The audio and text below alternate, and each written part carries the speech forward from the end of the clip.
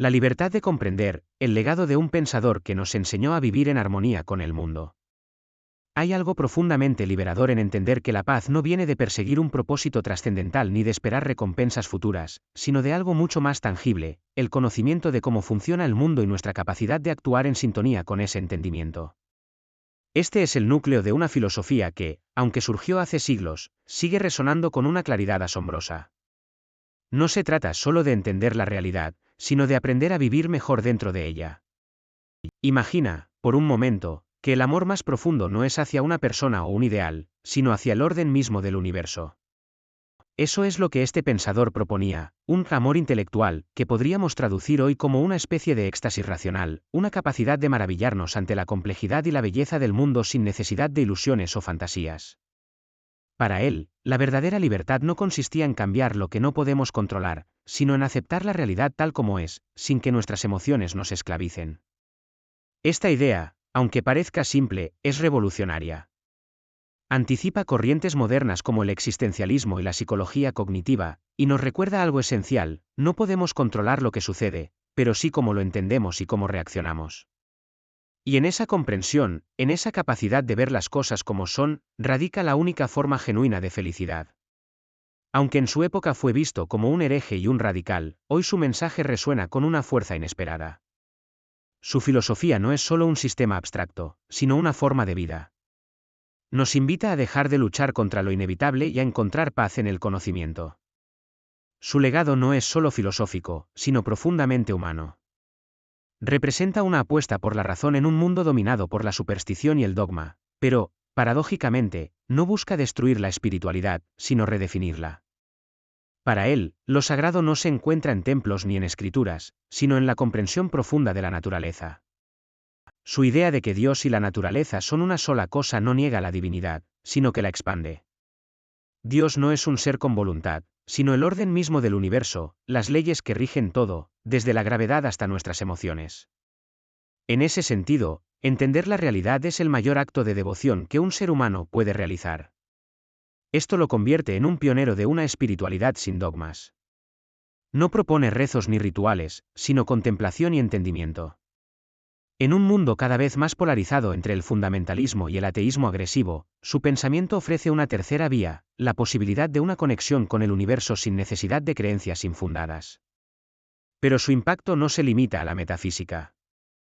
También dejó una huella profunda en la política y la ética. Fue uno de los primeros en defender la libertad de pensamiento y expresión, sentando las bases para la Ilustración y la democracia moderna.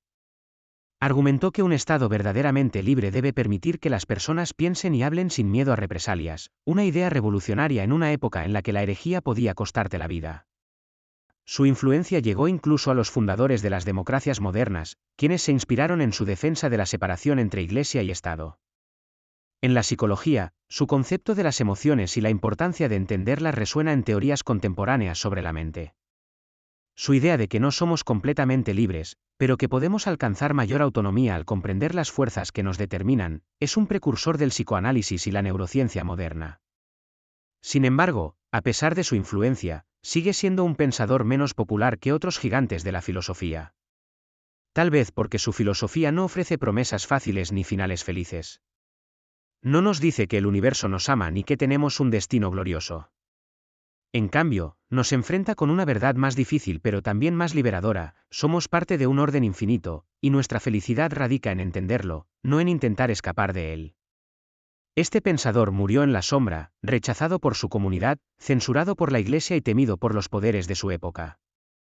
No fundó una escuela filosófica ni tuvo discípulos directos que llevaran su pensamiento al mundo. Y sin embargo, su legado ha sobrevivido al tiempo como el de pocos pensadores en la historia. Su nombre, que alguna vez fue sinónimo de herejía, hoy es sinónimo de independencia intelectual. Lo más impresionante de su pensamiento no es solo su impacto en la academia, sino su impacto en la forma en que podemos vivir nuestra vida. Es un llamado a la serenidad, a la aceptación sin resignación, al conocimiento como camino hacia la felicidad. En un mundo donde el miedo y la incertidumbre siguen gobernando nuestras vidas, su filosofía nos ofrece un refugio: la claridad de la razón. Nos dice que no hay un destino prescrito ni un plan cósmico esperándonos. No hay un Dios que premie o castigue. Solo hay un universo que sigue sus propias leyes, y dentro de él, nuestra capacidad de comprender y actuar en armonía con lo que es inevitable. Y en esa comprensión radica la única libertad real que podemos alcanzar. Si este pensador estuviera vivo hoy, probablemente no sería una celebridad ni un influencer del pensamiento. Seguiría siendo un hombre tranquilo en un cuarto modesto, leyendo, escribiendo y observando el mundo con una mezcla de fascinación y desapego. Su existencia nos recuerda que la verdadera grandeza no siempre se mide en poder o reconocimiento, sino en la capacidad de pensar con honestidad y vivir en coherencia con esa verdad. Así que la pregunta final no es si este pensador tuvo razón o no. La pregunta es ¿qué hacemos con su legado? ¿Nos atrevemos a ver la realidad sin ilusiones? ¿A comprender nuestras emociones en lugar de ser esclavos de ellas? ¿A encontrar felicidad en la razón en lugar de en la esperanza ciega? Este pensador nunca nos dijo qué debíamos hacer, pero nos dejó las herramientas para responder esa pregunta por nosotros mismos. Y en ese gesto, en esa entrega silenciosa de conocimiento, tal vez encontremos el verdadero significado de la libertad. El pistolero solitario de la razón, la vida y el pensamiento de un filósofo que desafió al mundo. Te voy a contar la historia de un hombre que eligió la verdad por encima de todo, incluso cuando eso significó enfrentarse al mundo entero. Nació en 1632, en una comunidad judía que había huido de la persecución religiosa en busca de libertad, pero que, irónicamente, terminó imponiendo sus propias cadenas de dogmas y prohibiciones. Desde joven, este hombre mostró una mente brillante y una curiosidad insaciable. Su familia, próspera en el comercio, esperaba que se convirtiera en un pilar de la comunidad, tal vez un rabino respetable. Pero él no estaba interesado en repetir las palabras sagradas sin cuestionarlas. Para él, la verdad no era algo que se heredaba, sino algo que se descubría. Y ahí empezaron sus problemas. Este joven no tardó en incomodar a los líderes religiosos con preguntas incómodas. ¿Por qué Dios debía ser visto como una entidad separada del mundo? ¿Era la Biblia realmente la palabra literal de Dios, o más bien una obra humana llena de errores y contradicciones? ¿Por qué la religión imponía normas morales absolutas cuando la naturaleza misma no funcionaba bajo esas reglas? Estas ideas, revolucionarias y peligrosas para su época, le costaron caro. A los 23 años, la comunidad lo excomulgó con una de las maldiciones más brutales jamás escritas. Lo expulsaron, lo condenaron al olvido y lo convirtieron en un apestado filosófico. Pero lejos de quebrarse, él vio en esta expulsión una liberación. Ya no tenía que rendir cuentas a nadie.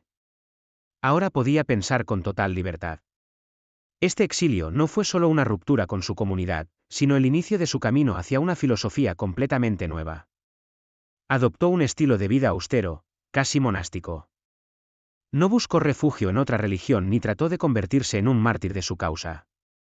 En cambio, se dedicó a estudiar, a escribir y a pulir una idea que cambiaría la historia del pensamiento, que Dios y la naturaleza son una misma cosa. Para sobrevivir, rechazó los lujos y las comodidades materiales. Se convirtió en pulidor de lentes, un oficio que requería precisión y paciencia, pero que también le daba la independencia económica que tanto valoraba. Mientras sus manos daban forma al cristal, su mente moldeaba un sistema filosófico que desafiaba todo lo establecido. No quería ser un filósofo de salón ni un académico complaciente con el poder.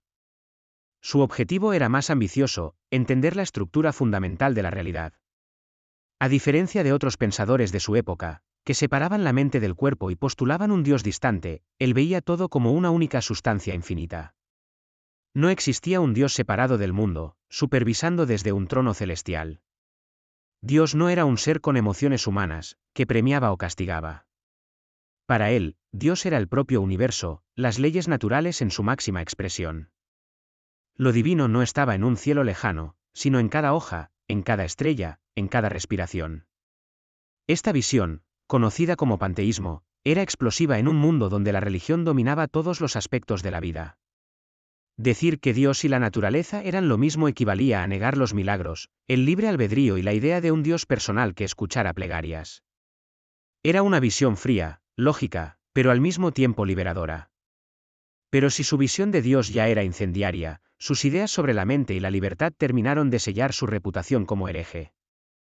Mientras otros insistían en la separación del alma y el cuerpo, él planteó algo radicalmente distinto: la mente y el cuerpo no son dos cosas separadas, sino dos caras de la misma moneda. No éramos almas encerradas en cuerpos esperando liberación, ni marionetas de una voluntad divina caprichosa. Cada pensamiento, cada emoción, era el reflejo de procesos físicos y naturales. La mente no gobernaba el cuerpo, ni el cuerpo a la mente. Eran lo mismo, vistos desde diferentes perspectivas. Y luego estaba su noción de la libertad. Rompió con la idea convencional del libre albedrío. Para él, los humanos no eran criaturas con voluntad absoluta para elegir su destino. Más bien, éramos engranajes en una máquina cósmica que funcionaba bajo leyes inalterables. Todo lo que hacemos está determinado por causas anteriores. Nuestras acciones, pensamientos y deseos no surgen de una elección pura, sino de una cadena infinita de eventos que nos han moldeado desde antes de nacer. Esto puede sonar desalentador, pero para él, la verdadera libertad no consistía en hacer lo que quisiéramos, sino en comprender las causas que nos determinan. Cuanto más entendemos las fuerzas que nos mueven, más podemos actuar en armonía con la razón y menos esclavos somos de pasiones irracionales. La libertad, entonces, es conocimiento. Esta idea haría eco en pensadores posteriores, pero en su época era dinamita pura. Decir que el ser humano no era un agente completamente libre, sino parte de un mecanismo cósmico, era destruir las bases de la moral religiosa y del concepto mismo de culpa y castigo. Sin embargo, para él, era la única manera honesta de entender la existencia. Si hubiera sido un hombre más prudente, tal vez habría suavizado sus ideas o buscado la protección de algún mecenas poderoso. Pero no a pesar de vivir en un mundo donde la herejía se castigaba con exilio, censura o incluso la muerte, siguió adelante sin miedo. Su rechazo a los dogmas no solo lo alejó de su comunidad, sino que también lo puso en la mira de la Iglesia y del poder político. En 1670, publicó un tratado que desató un escándalo inmediato. En él, desmanteló la idea de que la Biblia era un texto divinamente inspirado en cada palabra. Propuso que debía leerse como un documento histórico, lleno de errores y contradicciones. Para él, los milagros no eran intervenciones divinas, sino fenómenos naturales malinterpretados por la ignorancia de la época. Pero la parte más explosiva de su libro no fue su crítica a la religión, sino su defensa de la libertad de pensamiento. En una era donde la autoridad religiosa y la política iban de la mano, él tuvo la audacia de argumentar que el Estado debía garantizar la libertad de expresión y que nadie debía ser perseguido por sus creencias filosóficas. Esta idea, hoy fundamental en cualquier sociedad democrática, era un desafío frontal a la censura de la época. Las reacciones no se hicieron esperar. Su libro fue prohibido en múltiples países y denunciado como un ataque directo a la fe. La Iglesia Católica lo incluyó en el índice de libros prohibidos, asegurándose de que su obra fuera perseguida durante siglos. A pesar de la censura y el peligro, él no se retractó ni trató de defenderse públicamente. Su filosofía era clara, la verdad no necesitaba disculpas. Su vida se convirtió en un testimonio de su pensamiento. Austera, dedicada por completo a la razón, sin ambiciones de fama ni poder. Mientras otros filósofos buscaban reconocimiento en las cortes europeas, él prefería el silencio y el trabajo en la sombra. Pero su mayor obra aún estaba por llegar, un libro que no solo condensaría su visión del mundo, sino que redefiniría para siempre la forma en que entendemos la naturaleza, la moral y la felicidad. Este libro, presentado como un tratado de geometría, con definiciones, axiomas y demostraciones, proponía que todo en el universo sigue un orden necesario. No hay lugar para el azar ni para la voluntad divina entendida de forma tradicional. Dios no es un ser con deseos y planes, sino la totalidad de la existencia misma. Y como todo sigue reglas fijas e inmutables, la felicidad no se alcanza a través de rezos o sacrificios, sino comprendiendo y aceptando el orden del universo. Para él, los humanos estamos atrapados en emociones que nos dominan: miedo, esperanza, odio, amor, tristeza. No porque tengamos un alma inmortal que sufre, sino porque somos parte de la naturaleza y estamos sujetos a sus leyes. La clave de la felicidad, entonces, no está en luchar contra nuestras emociones, sino en comprenderlas y dominarlas a través de la razón. Un ejemplo claro es su visión sobre el miedo y la superstición. Para él, el miedo es el motor de todas las religiones.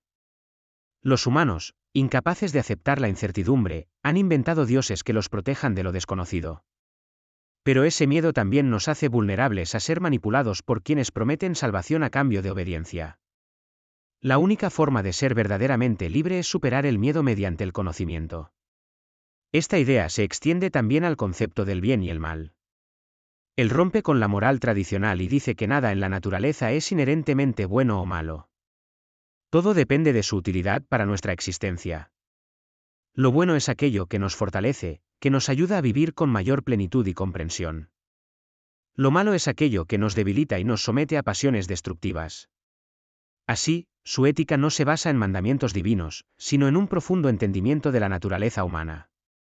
Pero claro, una visión tan radical del mundo no podía ser aceptada fácilmente. Este libro no fue publicado en vida. Demasiado arriesgado. Sabía que de ver la luz, podría costarle la vida. Por eso, lo dejó resguardado para ser publicado después de su muerte, asegurándose de que sus ideas sobrevivieran aunque él no lo hiciera.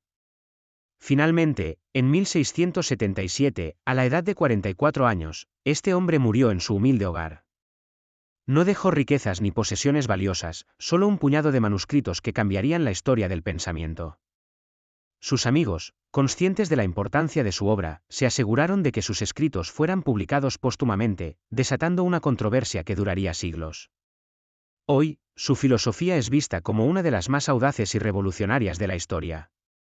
Una que desafió los dogmas religiosos, redefinió la naturaleza de la realidad y sentó las bases para la secularización del pensamiento occidental. Pero más allá de su influencia académica, él dejó algo aún más profundo, un modelo de vida filosófica basada en la razón, la serenidad y la independencia intelectual. Lo más fascinante de este hombre no es solo lo que escribió, sino cómo vivió. Su filosofía no era un mero ejercicio intelectual, sino una forma de vida. Aceptó la soledad, el rechazo y la pobreza con una serenidad que pocos podrían haber soportado. Su vida fue un experimento filosófico en sí misma, un testimonio de que la verdadera felicidad solo puede alcanzarse a través de la comprensión.